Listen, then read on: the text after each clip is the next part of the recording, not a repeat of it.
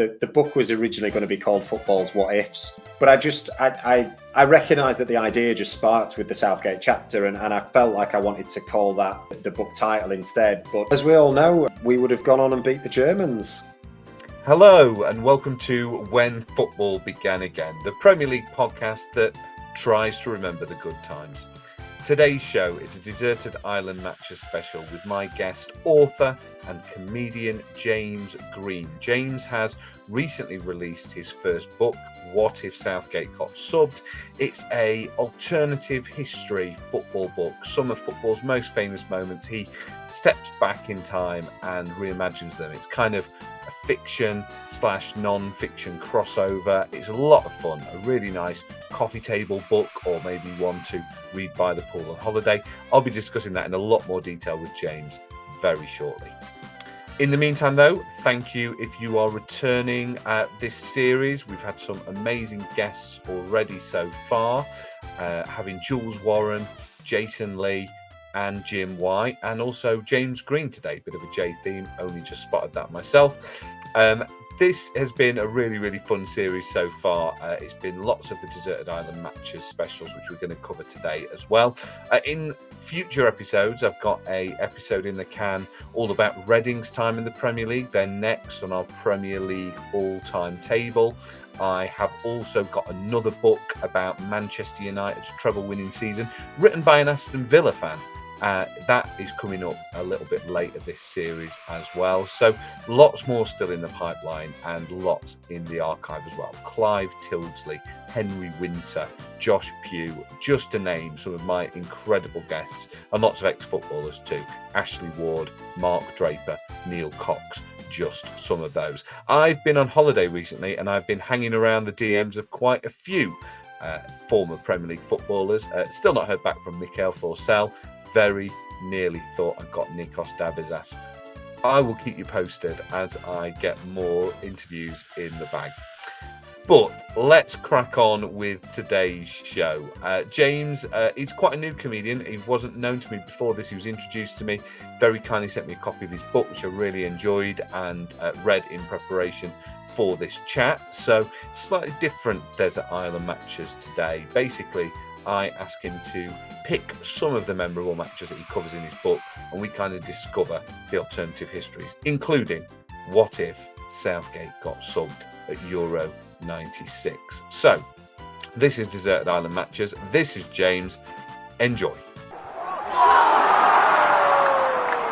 Joining me today to discuss his new book is an author and budding comedian as well, James Green. James, how you doing, mate? I'm all right, thank you, Carl. Thank you very much for having me along. Thank you for coming on. I have been enjoying your book, and I'm gonna show it to the camera for anyone watching on YouTube as well. What if Southgate got subbed? We're going to cover this in quite a lot of detail today. Yeah. Before we do that, I'd like to get into guests of who is their team and why is it their team. So tell me, who do you support and why? And take me back to your first match. So I'm a Manchester United fan, and that is all down to my dad. He grew up in the 60s, so watching the likes of Charlton, Best and Law. When you actually sent me the prep work, actually, I was reflecting on the fact that, interestingly, my first ever live football game was actually Everton QPR in November 1993. For some unknown reason, I do need to find out why we went there, but I was actually there to witness a Bradley Allen hat-trick, which I do remember. So there is a little bit of luck associated with that. But yeah, it was quite a few years before I saw United play live, because I grew up in Middlesbrough and then spent a bit of time growing up in Preston. So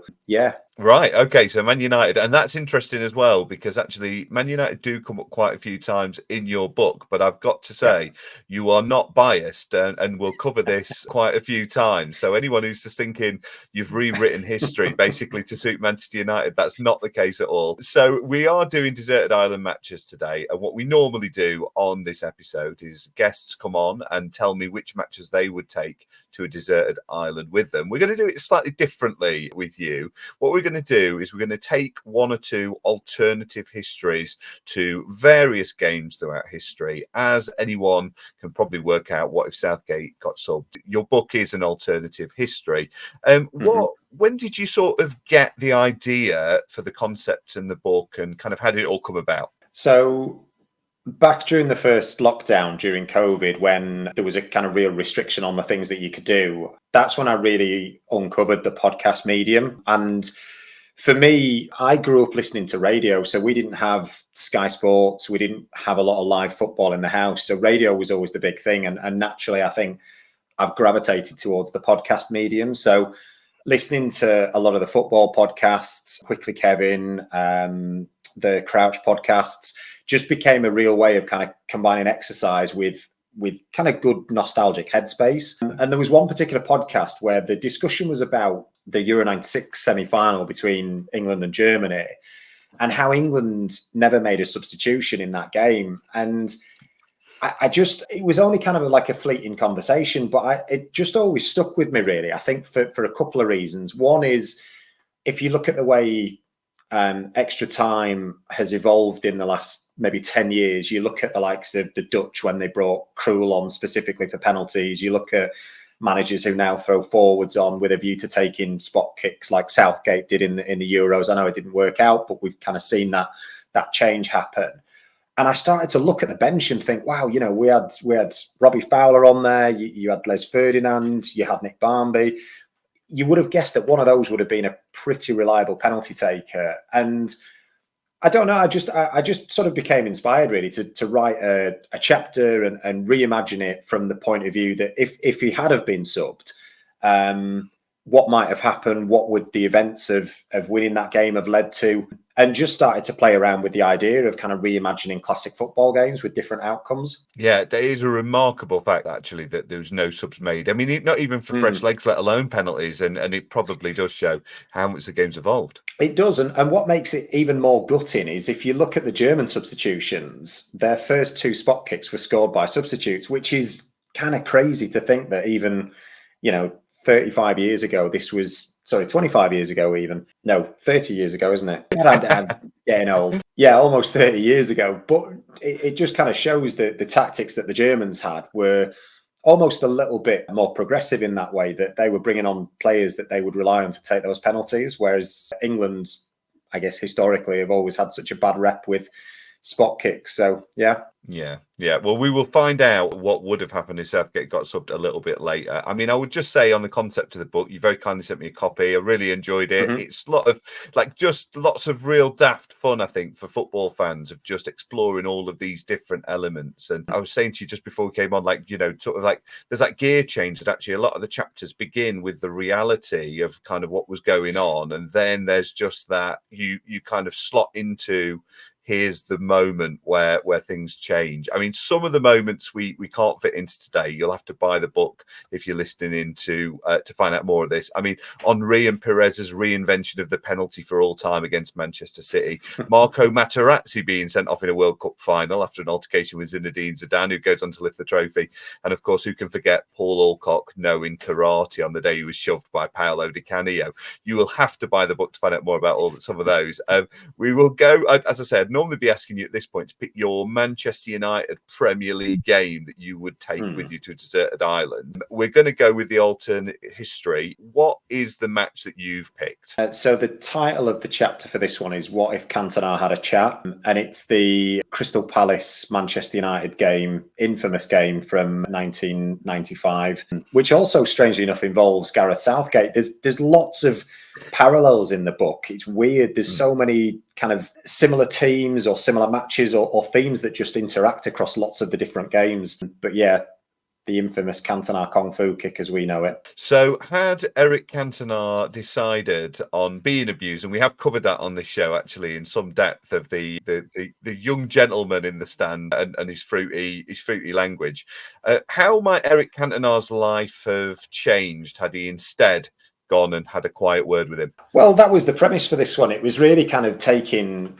one of the most kind of enigmatic characters in football and just putting a complete 360 on it. And when you look at Cantona now, how he's portrayed in, the advertising world and the way he makes appearances now and his transition into film, he's almost unrecognizable from what I would have associated with Cantona growing up. So the premise of this chapter is the same events unfold. You kind of get the positioning of the game, the status of where it is in the season. But the plot this time hinges around kind of Cantona keeping his cool as he leaves the field. And there was, I guess, several elements that I wanted to draw in this chapter in terms of how I kind of see football. That aspect of the crowd and the crowd abuse in football is something that I've always grown up with. It feels like it's very different to any other sport. So it was trying to think about how you put a different spin on that, but also the kind of angle of bullying, which, you know, is a massive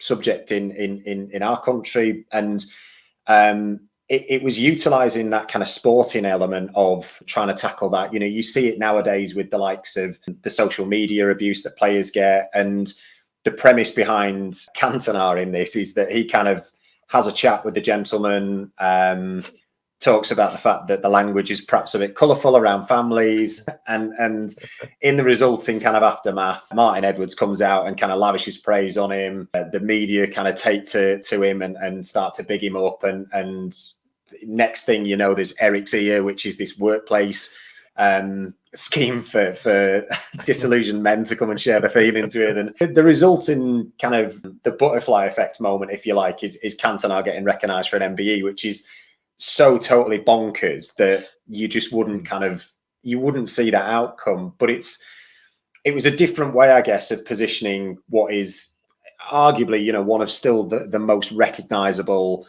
fan interactions, and just putting a different spin. And it was interesting, actually, because I was thinking about it again. I think it was last season when Eric Dyer approached the fans in the stands, and you still kind of see this, you still see the fans' interactions with players today being as bad, if not worse, sometimes, with, you know, with the amount of passion that footballing fans have for the results. So it was written kind of to try and incorporate lots of those different elements. Yeah, absolutely. And I've got to, Eric Cantona obviously doesn't have quite as long a ban, and is an inspirational figure for Manchester United a little bit sooner. I mean, all of these chapters do occur in kind of separate universes. So actually, you know, you mentioned that kind of butterfly effect. I mean, we'll come to England's alternative Italia 90 fate shortly. It's fair to say that, you know, in 1996, when Southgate gets subbed, England aren't two-time World Cup winners by then. You know, Ryan Giggs infamously moves to Serie A in 1996 after Manchester United fluffed the title. He isn't referred to when he skies it in 1999 in the semi-final. Is there any part of your brain that was like working out all of this? Do you at any point kind of have to go, actually, what did happen? Did Eric Cantona get an MBE? I can't remember. It was definitely written from that perspective, that they were all separate chapters. I mean, trying to combine them all into a kind of seamless timeline, if you like, would have been an absolute nightmare, I think, to try and do. But I think with each of them, I try and write them as a standalone chapter, because, as you touched on before, the way I've tried to structure the book is there's kind of the positioning of the game and why it's important. And that kind of gives you all the nostalgic kind of callbacks that you recognise. Then there's the kind of butterfly effect moment of the what if and the different scenario that happens. And then you kind of got the fun bit where you go, right, okay, so what does this mean? You know, what does it mean for the game? What does it mean for the players as well? You touched there on the likes of Giggs leaving United to go to Italy. Really kind of strong rumour when I was growing up that never materialised. But there are elements of games that I've been able to reword where, you know, United don't have the success that they enjoy. And perhaps that's the butterfly effect that does mean that some of these players move to different clubs and everything. So it was a real kind of challenge to keep it all together, but definitely kind of sat well as individual chapters and not as part of one massively interconnected web. Would have probably sent you Nostalgia. absolutely crazy. Yeah. Yeah. And I think that's sort of, you know, those moments that as football fans, we all do the what ifs and moments hinging, or be it a referee mistake or a last minute goal or a penalty miss. And actually, you know, as we'll come to kind of the alternate realities that does. I mean, the second game for your Desert Island is a Premier League game that doesn't feature Manchester United. There are quite a few famous / infamous matches in the book. What one have you gone for? So for this one, I've gone for the Gerrard. What if Gerrard didn't slip? So this is, of course, the infamous Liverpool-Chelsea game where Gerrard took an unfortunate tumble. And I think for me, you know, this is a game that it's one that I also remember watching live, and you remember the emotions you feel as an all-round football fan at that moment, because it goes on to be such a big event in terms of what then happened to Liverpool's title challenge. And I think the reason I took this chapter on is because there's always that mystery and intrigue around what would have happened if Gerrard had won a title with Liverpool. There's so many conversations about who the greatest midfielders are of our generation, and I think that's always kind of held against him. So in this kind of universe, Gerrard doesn't slip. He actually makes a brilliant kind of goal line saving challenge. But Liverpool carry on the dominance that they had. I think when I was researching the book, they were on kind of like a 14 game unbeaten streak. This was a real in-form Liverpool side. And actually the Chelsea side that they played was pretty patched up, to be honest. They were missing quite a lot of first team regulars. So from that perspective, you kind of look back with even more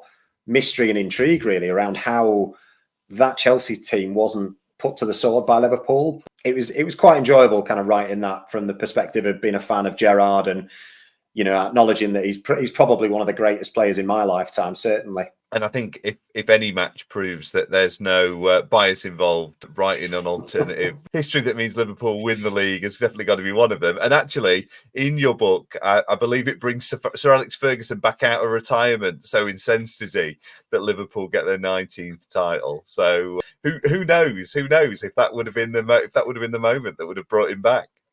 Absolutely. I think that's the fun with some of it as well. You're able to kind of, when you start to plot out the eventualities of what happens, you can kind of link them back to things that have happened for the last few years. So United notoriously seem to, we just can't find the right replacement for Ferguson. So the fact that you can bring him back after a season in retirement with the same name of knocking Liverpool off again, it's all that kind of stuff that adds to the intrigue, I guess, of writing these chapters. Yeah, absolutely. And I've got to just one chapter we don't have time to cover today, but what if Vardy didn't have a party is one of the chapters, which I think we could probably work out how that went.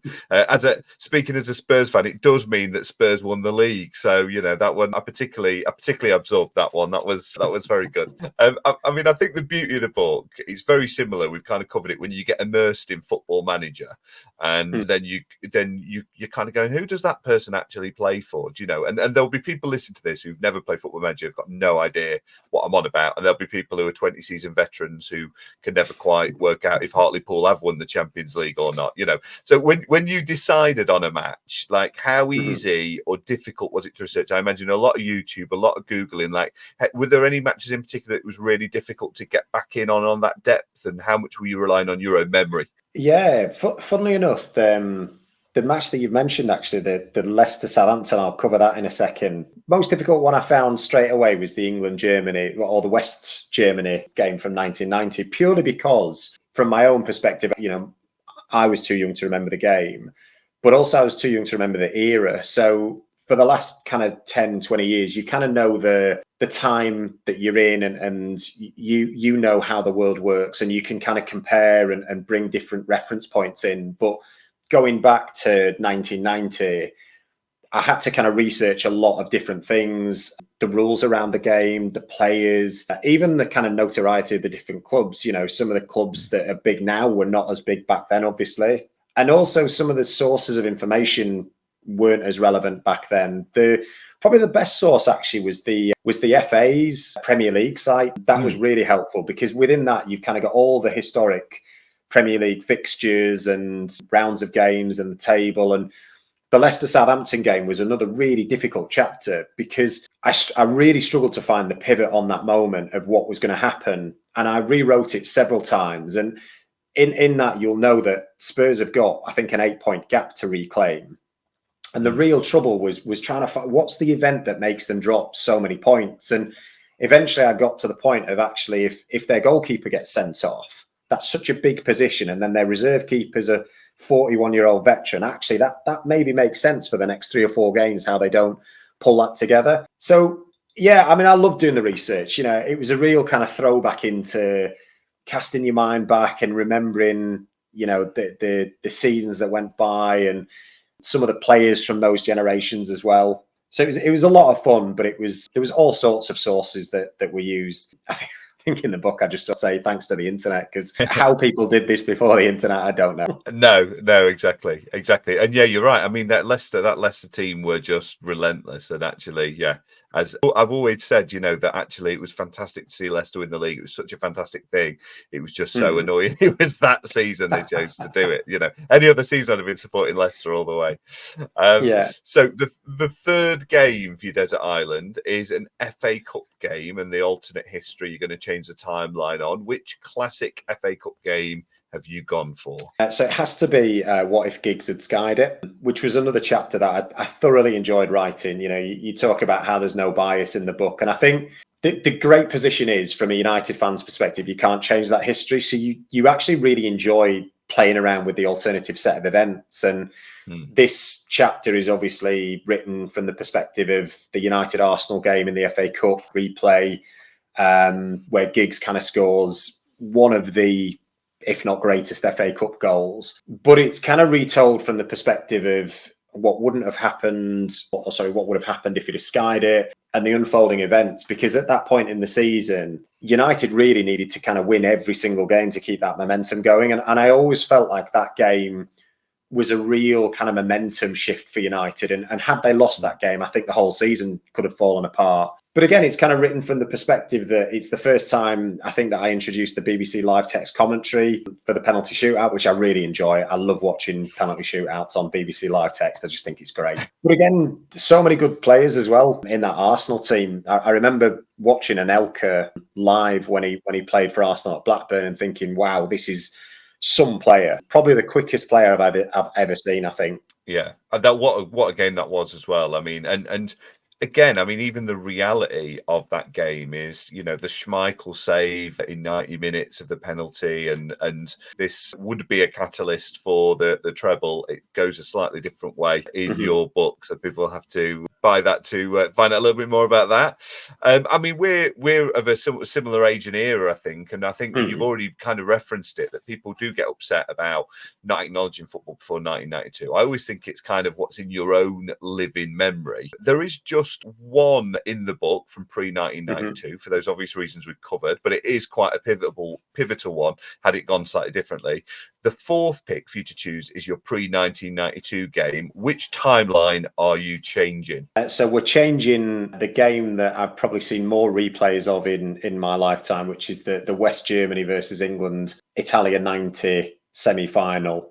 Again, I think I couldn't really kind of not have a look at that one. I think just because it's infamy with not just the missed penalties, but the Gascoigne yellow card. And again, because it was kind of before my era, one of the things I hadn't appreciated would have been the rematch of England versus Argentina in the final with Maradona, which kind of, if you think about poetic justice, would have been great following kind of Mexico 86. So yeah, in this timeline, Gascoigne kind of makes the tackle.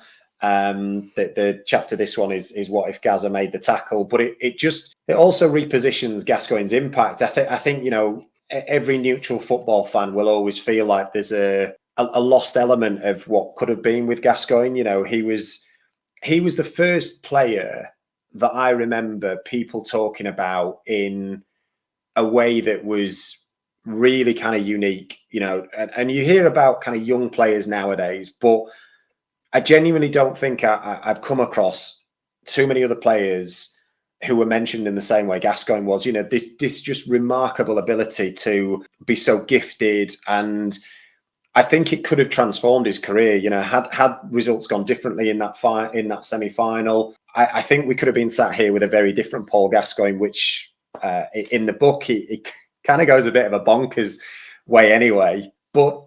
Yeah, I think with that game, there's so many iconic moments anyway, but bringing Steve Bull into it as well was very enjoyable. Again, kind of researching that, you just forget about these kind of pre-1992 things that, this was one of the first times I think that England had included a player from outside the top two divisions in a World Cup squad, someone who was an absolute goal machine. So the events of the book are perhaps not as unbelievable as you might think. So yeah, that one was probably one of my favourites to write because I actually learned a lot about that era as well and the players involved. Yeah, absolutely. Steve Bull having a starring role in England's alternate history, Italia 90, and yeah, facing Argentina in the final. Really, yeah, incredible. And yeah, who knows? I think it's the ultimate question, of course, of Gaza. I think there's that famous kind of lip reading of Sir Bobby Robson talking to Gaza, saying, "You're still young. You know, this is just your first World Cup." And of course, as we know, we never got to see Gaza on the World Cup stage again. It's just kind of burnt into the kind of memories and psyche, I think, of an entire generation, isn't it? One of the other things that I hope people get from the book as well is these alternative histories are not as far-fetched as what people might think. And I think it's sometimes really interesting when you compare what we have seen in our history. You know, Cantona attacking a fan, Di Canio pushing over the semi-final that we just talked about.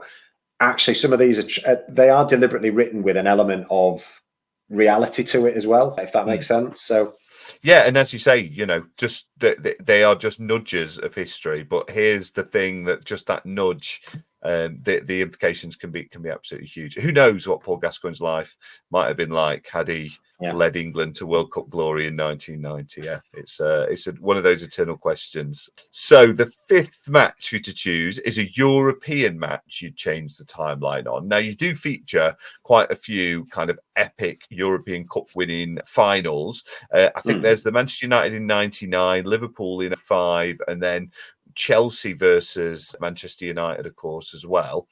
What sort of talk me through a few of those, and what's kind of your pick?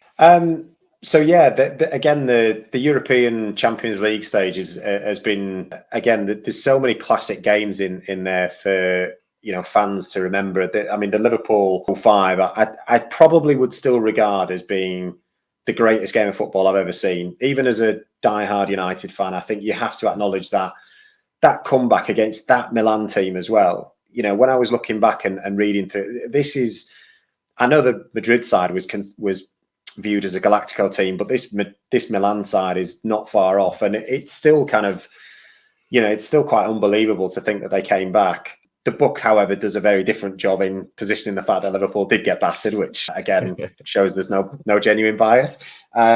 Again, I think I enjoyed the Chelsea United 08 because it's very similar to the kind of Gerrard slip with John Terry. It's one of those infamous flashpoints which you remember, kind of so much associated with Terry and how much of a good player he was. But for me, the United 99 Bayern game is everything. It's the first game I remember my dad breaking down in tears to at the full-time whistle, watching it on a tiny little 15-inch monitor at home.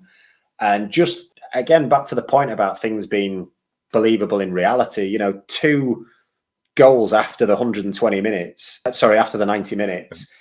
Unbelievable. The Bayern team were kind of convinced that they were there. And it was just one of those things with United where we just always seem to score. And I know it's referenced in the commentary, but it's probably the greatest game that I remember watching with my dad.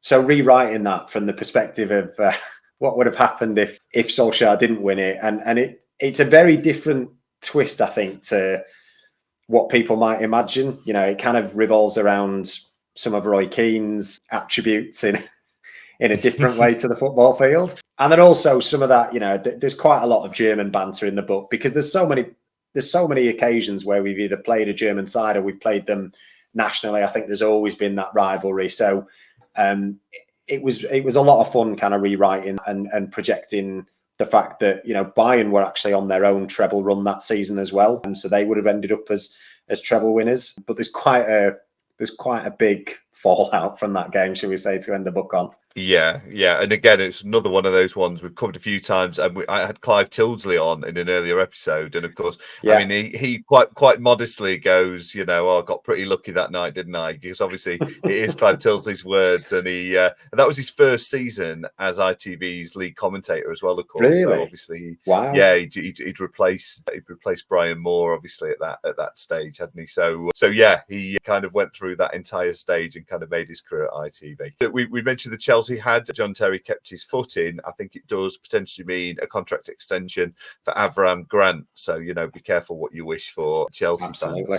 fans. And so we're going to go on to international matches. And obviously, there is the title chapter that we'll cover in a second. Before we do that, there are a few that you kind of cover. What if Gary Mack had buried his penalty? If Lampard's goal had been spotted over the line? They're two of the kind of alternative histories that you go along. I'm fascinated with Gary Mack, and had his penalty gone away and Scotland made the knockout stages, kind of what Scotland's Euro 96 might have looked like. Yeah, very much so. I mean, my partner's actually Glaswegian, so I had to have an England-Scotland game in there. And again, I think the enjoyable nature about that is that was actually a group game that you look at, and there's not a huge amount riding on that. There was still other games for both sides to play. But what I found really interesting was when I wrote that and the Scotland team kind of had their victory, and there's loads of really cool parallels in that game. There's there's 4 Blackburn players, 2 on each side,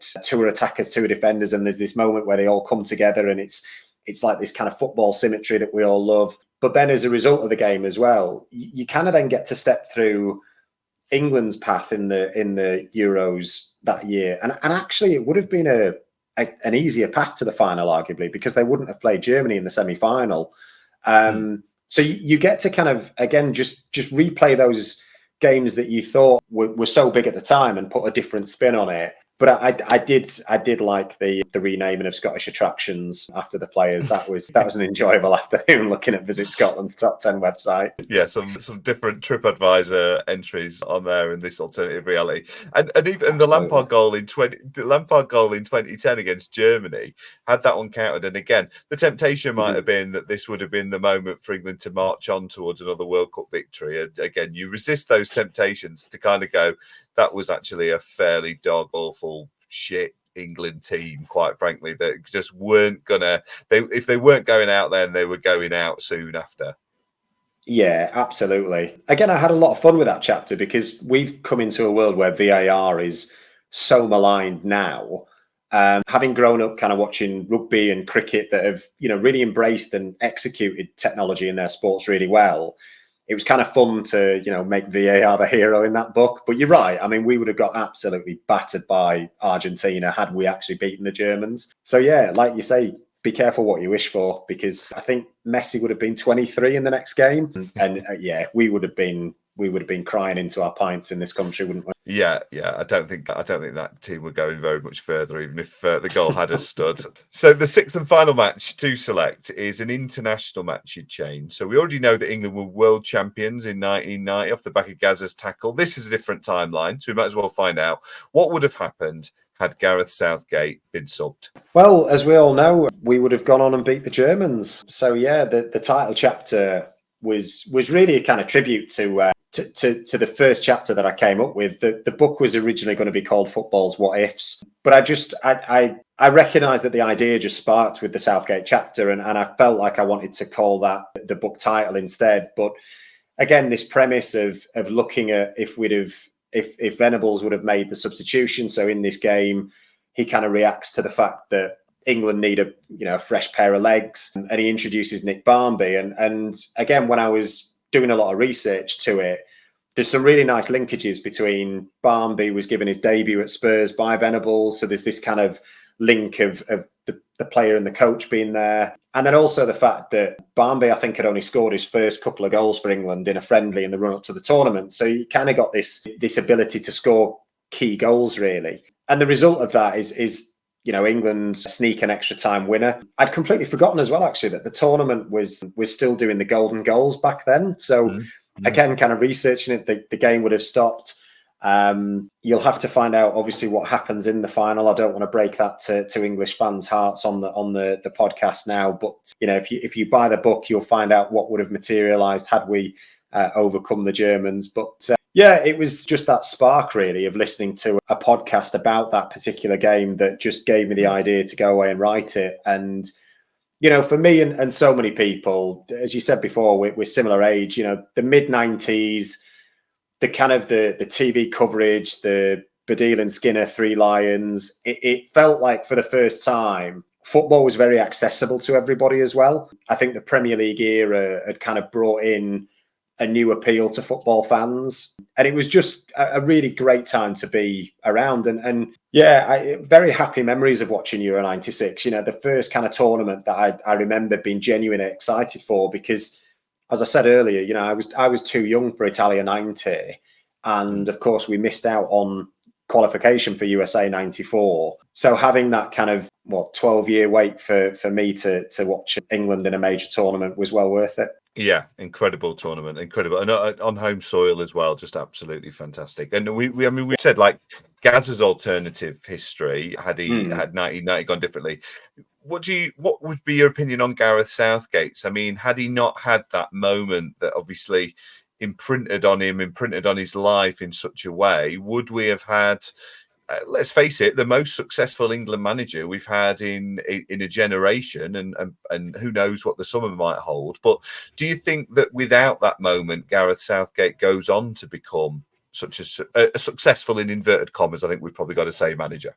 I think it's a really interesting question. I think this is one of the things I love kind of challenging myself and hopefully challenging readers to think about in the book, is this psyche about, I think we've all come to embrace failure a lot better now, that it actually makes us better people. We can learn from it. And I've no doubt that Southgate is a fantastic man manager, having gone through that experience. You look at his treatment of the young players, particularly after the Euros, and you look at someone like Bukayo Saka, who was kind of vilified for his penalty miss and everything, but has actually gone from strength to strength with Arsenal and is probably one of our best future talents as an England player. I think it's an interesting one to think about, because the one thing I would say about Southgate is I don't think as a player he actually suffered. He seemed to kind of get on with his career, and I remember him going into management, and I think he was fairly successful at Middlesbrough. And if I compare that perhaps to, and I know it's kind of different circumstances, but the abuse that kind of Beckham received for his red card at World Cup 98, there was definitely a different take on, say, Beckham's misfortune versus Southgate's misfortune. But yeah, I hope that it's made Southgate a better coach. I think we've got, in my opinion, one of the best young squads that we've ever had. I think it's ultimately, it's all about results, isn't it? And there's a chapter in there between England and Greece, who obviously famously went and won the Euros. And I think that's always the challenge for England, isn't it? That, we've got so many generations of talent that we've seen, but ultimately you've got to win something for it to mean anything. Could be ultimate redemption if he does eventually become the first England manager to lift a trophy. I hope this so. summer. I hope so. Yeah, especially in Germany as well, right? Again, a bit of poetic significance. Yeah, that would, not that. What a full circle moment that would be, actually. Absolutely. Almost 3 decades later. Yeah. So coming back into actual reality for a moment, we do have one of the ridiculous questions we ask for your Fantasy Deserted Island is, which current or former Premier League player would you choose to attempt a rescue mission? Now, the caveat with this question is always the same. If this player fails to rescue you, you will have to see out your days on the island with them. So with all of that in mind, which Premier League player, past or present, would you go for? So I did put quite a lot of thought into this, and the first name that popped into my head was then just justified with a load of reasons why. So it has to be Cantona. It has to be Cantona. One is because I think because he is such a character, I think you'd never get bored. Secondly, he had a career in beach football, so I'm assuming that he'll kind of fashion something to keep you occupied with, and maybe have some kind of coconut island football competition. I just think, if there's anyone that's going to be kind of cool to hang out with until you're rescued, it's got to be Eric. Yeah, a good choice. I don't think you're the first person to take him to the island with you. I would only say the caveat. Have you seen his recent singing career? He's been on the Michael McIntyre show. Wow, no, I haven't actually. I haven't. Okay, I mean, what I'll say is, if we'll have you back on a future episode after you've watched that. I mean, what I'd say is, if you walked into a bar and someone was doing that in the corner, you'd go to the nearest Weatherspoons. However, Eric can do just about anything. I'm not 100% certain about his new album, but he is now launching a musical career. So just bear that in mind. Talented man, talented man. And I usually ask my guests as well to choose a match that they can take with them to the island in a kind of Room 101 style to delete it from history. Now, yours, again, we're going through an alternate history from one of your chapters. And your selection's really interesting because it would have actually cost Manchester United if this match had gone the way. So what is the alternative history chapter that you would perhaps change and therefore, I guess, by definition, make reality? So it's the third chapter in the book, which is what if United went to Middlesbrough and got nothing, which is, it's really kind of built on the fact that Keegan's rant actually works.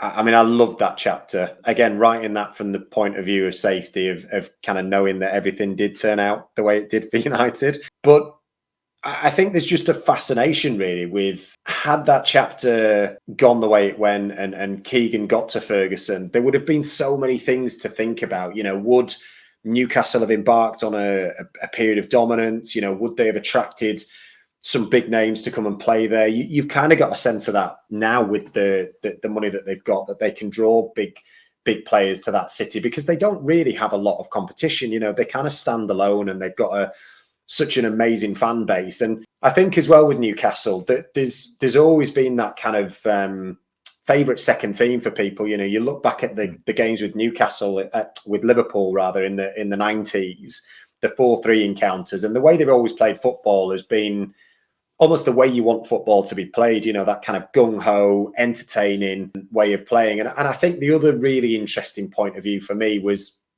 you know, Ferguson, for us, is God. And one of the great things about Ferguson that everybody kind of gets was his ability to win the mind games, whether it was with Keegan, Wenger, famously Rafa, when he kind of went on his own run. You know, that psychological hold that Ferguson seemed to have. It would have been really interesting if Keegan had have broken and the rant had have done its job. And would United have been so dominant for the next 25 years? I think that would have been the real kind of interesting dynamic with that. So yeah, that's the chapter I'm going to leave people with, and yeah, you know, one for the Newcastle fans to savour for sure. Yeah, and as you say, most neutrals probably that season. It does also lead to Ronaldo R9 joining St James's Park, a tantalising prospect that football missed out on, of him Absolutely. lining up alongside Darren Peacock. That would have been absolutely marvellous. So while we've got you, James, what we like to do also on this show is we like to put a player in the Premier League of Nations Hall of Fame. What we're kind of working our way through is every nation on earth that has been represented in the Premier League, who is the greatest. And greatest is a subjective word. You can come up with your own reasons. We'll put it out to a vote. Today, it's the greatest Chilean Premier League player. Now, at the time of recording, there have been 16 Chilean players to appear in the Premier League. I've shortlisted them down to 4. A quick mention for a few players that haven't made the list. So Javier Margas, the former West Ham man who once bought the armoured car of former dictator Augusto Pinochet. He doesn't make the shortlist, unfortunately. And also Ben Brereton Diaz, who's really going to have to make quite the impact for Sheffield United in the final weeks of 23-24 to be troubling these 4. But currently, it's a goalkeeper, a fullback, a combative midfielder, and a forward, all of whom are centurions for their national side. They've, in fact, got 573 caps between them at the time of recording, which is quite incredible. So let's start at the back. Let's work our way through the team, and then you can tell me who you think the greatest Premier League Chilean is. So, is it Claudio Bravo, third on the all-time Chilean caps list? He spent 4 seasons at the Etihad, where he was reunited with former Barcelona manager Pep Guardiola. He made 29 Premier League appearances, but endured a nightmare start in a Manchester derby on his debut, and then also conceded 4 on his return to the Nou Camp in the Champions League. He quietly made fewer and fewer appearances as time went on before returning to Spain, where he's still with Real Betis on the books as a 40-year-old. Or is it Jean Beausejour, the former Birmingham and Wigan man who sits 7th on Chile's all-time caps list, making 67 appearances in the Premier League? He was at Wigan in 2012-13 for their relegation and FA Cup triumph, but he did missed the final due to a hamstring injury? Or is it Gary Medell, the one-season wonder at Cardiff City, who is his nation's captain and all-time appearance maker with 161 caps to date at the age of 36? There's not a lot more to say about him based on what I could find online, except that Roberto Mancini wanted to describe him as a warrior, and his nickname is Pitbull, presumably for his style of play and not his love of the dodgy American rapper.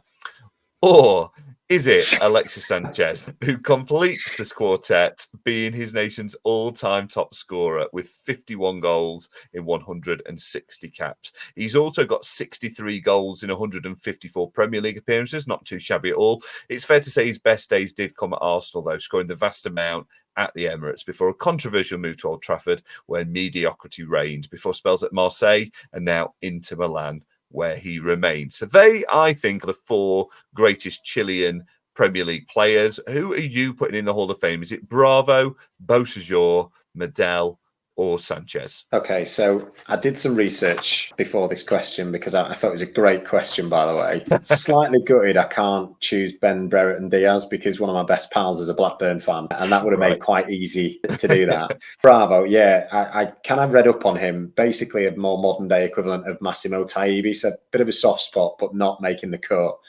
I can't choose Alexis Sanchez. I'm sorry. As you say, he's a disgrace to the number 7 shirt for United. You know, he needs to be expunged from all our record books.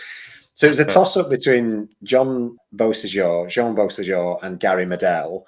I went for Gary Medell because one of the things I did find out about him off his Wikipedia profile, which is clearly true, is that he was once tasered by police at the under-20 semi-final against Argentina in 2007. So I just think that's genius. But I also love a one-season wonder. You know, there's been so many one-season wonders in the Premier League that who doesn't love a one-season wonder? Absolutely. I mean, I completely missed that. He got tasered at a match. I mean, if that's not...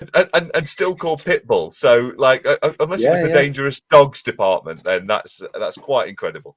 Gary Medell goes into the Premier League of Nations Hall of Fame for James. I will put this out on Twitter/X for a vote after this episode, so you can go and have your say if you agree or disagree. I mean, I think it was always going to be fair that a Manchester United fan was never going to put Alexis Sanchez anywhere of note apart from in the bin. So Gary Medell gets the nod on this show. And finally, before we let you go, James, you're going to get a football to take with you to your desert island. You've got potentially all time to recreate one famous iconic Premier League goal, or maybe a non-iconic one. You go for what you like. What goal would you be recreating on your island? I think it has to be the goal that millions of kids attempted after they watched it for the first time, but it's the Beckham halfway line lob against Wimbledon. Just still one of the best goals I think I've ever seen. Just the kind of both hands in the air celebration afterwards, Neil Sullivan falling into the net. It's just beautiful. It's an incredible goal. And I've done a few kind of Spurs charity events where Neil Sullivan, who was a decent keeper for Spurs a few years later and a lovely, lovely guy, my 14-year-old son at the time stepped up at half-time to take a charity penalty with him, and I felt so guilty because I think I got in his head. I was like, look,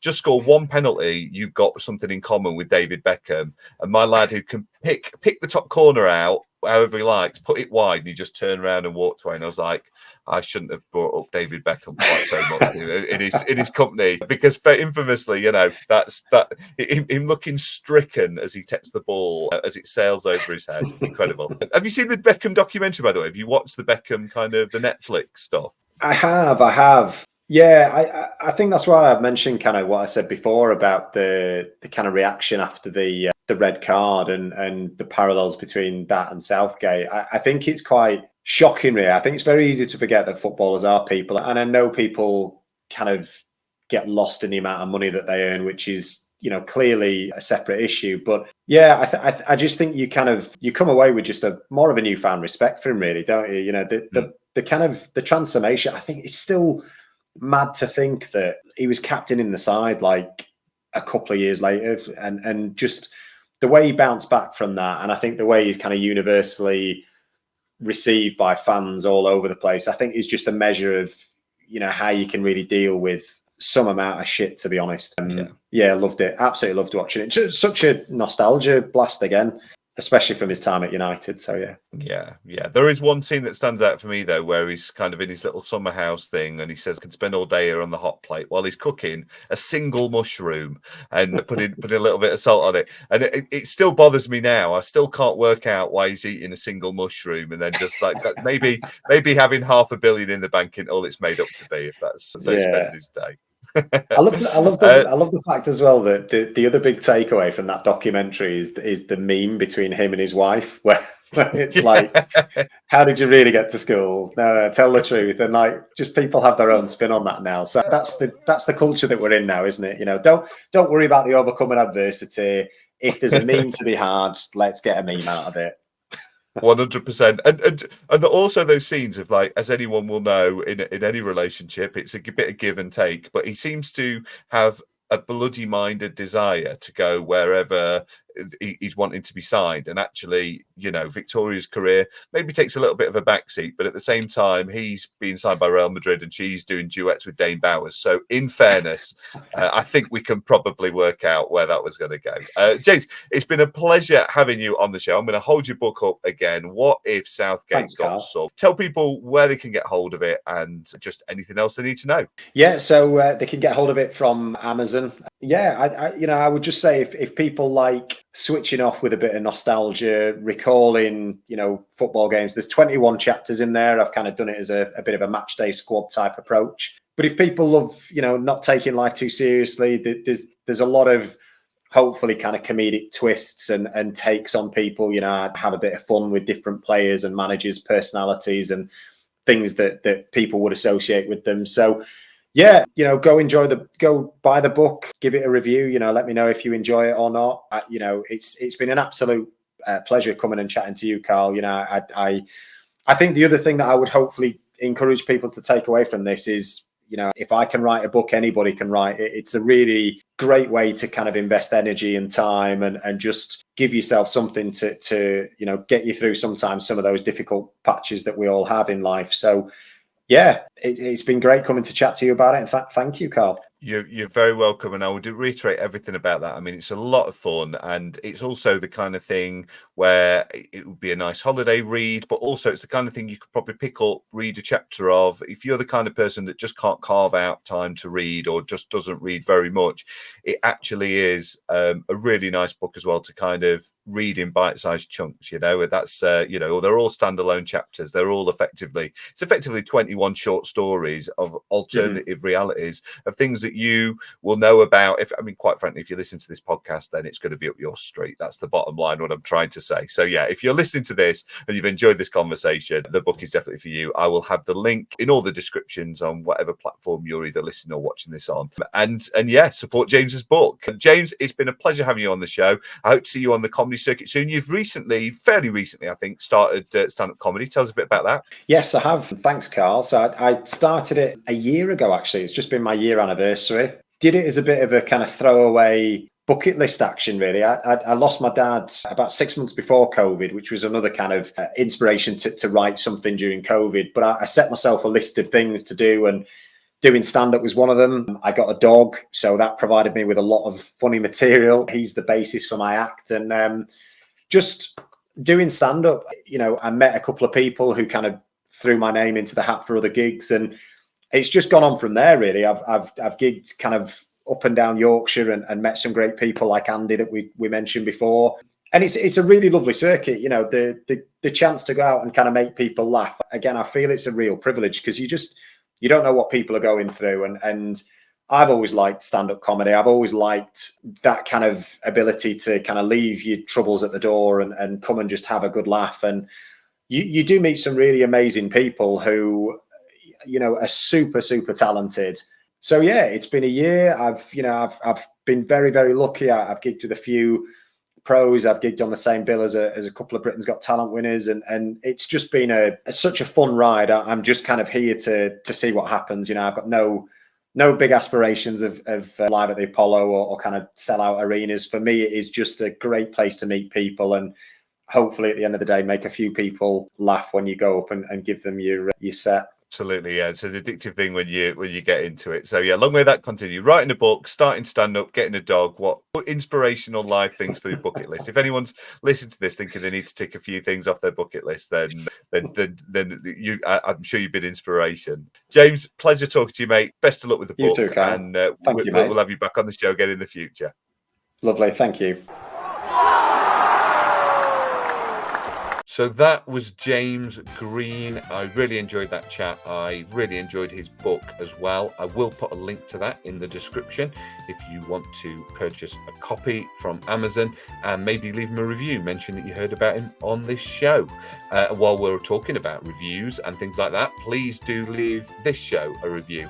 I would really appreciate it. It helps lift the show up into the charts. We do keep lifting and breaking into the UK charts, but then dipping back out again. So each time you leave a review, each time you share it, you are helping me find new listeners. So I really, really appreciate that. Please do leave a review wherever you get your podcasts, and subscribe, leave a comment on the YouTube channel as well, perhaps with your alternative histories or matches that you'd like to see. That would be much appreciated. As I mentioned at the start of the show, I've got lots of great guests coming up in the weeks ahead. A few great shows already in the can, a couple I'm trying to get sorted.